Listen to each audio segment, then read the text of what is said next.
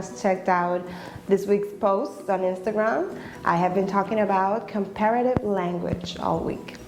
Now, when I say comparative language, I'm referring to all of the ways in which we can use English to make comparisons. Because just like in any other language, there is not only one way to express one thing, okay? We can make comparisons in many different ways. The first one, the most common one, is using the comparative forms of adjectives.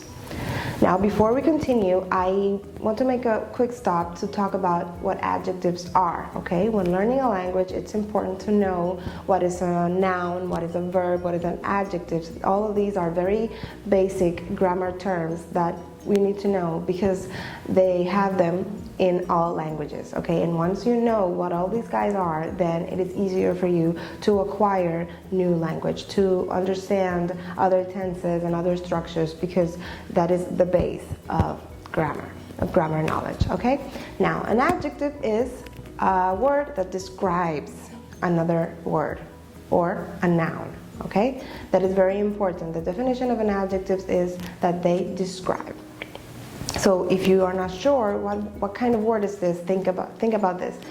Could I use this word to make a description? Could I use this word to help somebody else figure out what something looks like, or how they act, or what they do? Okay, if the answer is yes, then probably that word is an adjective. Examples of adjectives are big, small, short, important, expensive, beautiful, difficult, intelligent. All of those are adjectives because they describe nouns. Okay? Now, all adjectives have a comparative form.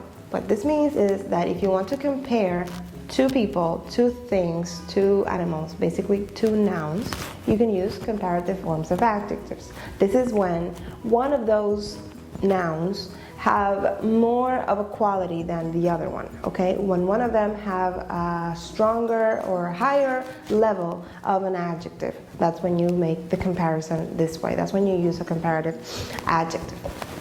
Okay, and to get the comparative form of an adjective, you just have to remember that we have short adjectives and longer adjectives. This is the general rule because there are exceptions in every case. But in most cases, with short adjectives, what you do is you add ER at the end of that adjective.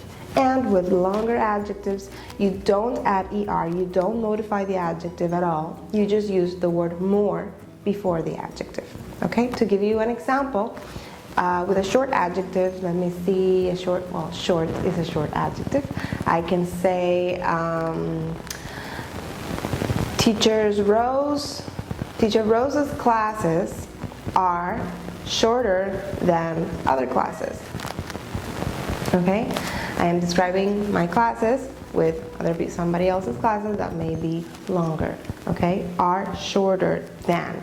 And very important, to introduce the other noun that you are comparing, you always use the word than. Be careful not to mix it up with then. They are very different, they have different meanings. When comparing, it's always than. Okay? Bigger than, shorter than, etc. And in the case of longer adjectives, it's the same. You use than too, but instead of modifying the adjective, you use more for important. For example, this class is more important than anything else. I'm sure, I know it's kind of a stupid example, but you get the idea, right? More important than, bigger than. You see the difference? And remember that you don't mix them up. If you use more, then you don't modify the adjective. If you modify the adjective with ER, then there is no more. Okay? Be careful there. What else? And then we have superlative adjectives.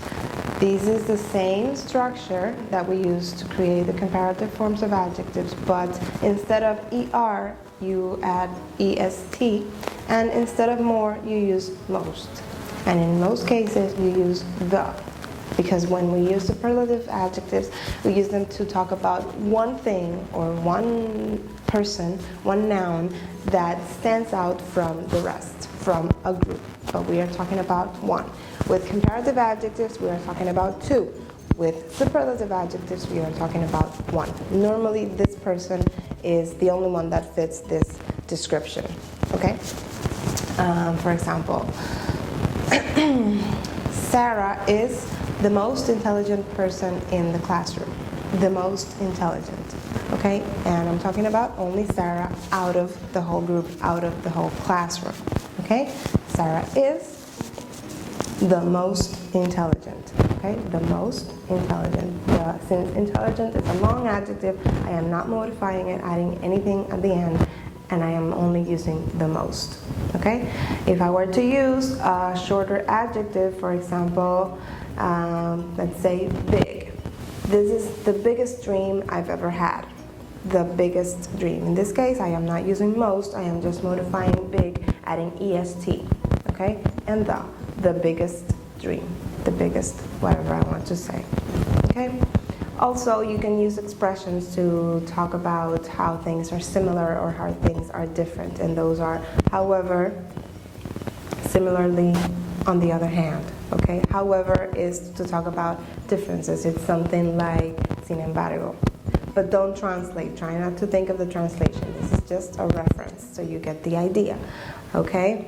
I worked very hard for this video, however, I'm not happy about it.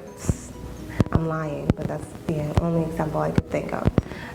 Similarly, to introduce something that is similar, likewise, also to introduce something that is similar. On the other hand, to introduce something that gives you contrast, that is different, okay? Now, if you have any questions, I am here for you. Write me up on my Instagram, and I'll be happy to answer any questions you might have about this. Till next time.